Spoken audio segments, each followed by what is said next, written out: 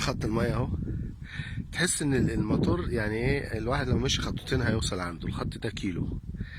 طبعا احنا عملناه وهنحفر وندفنه نثبته ونبدأ نشتغل اهو.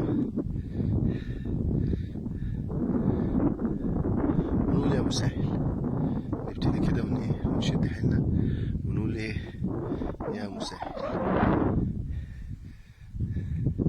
عايز اتمشى لغايه المكنه اوريها لكم، بس لا اروح هناك احسن. طبعا الخط ده هينزل علينا المساحه الاولى اللي قلنا نرسل ونعمل عقبال الترعه ما تتعمل رئيسيه، وساعتها يمشي منها مكان كبير بخطوط 8 بوصه. ومخلين الموتور ده بالخط ده يخدم الصوب الزراعيه ان شاء الله. مع السلامه.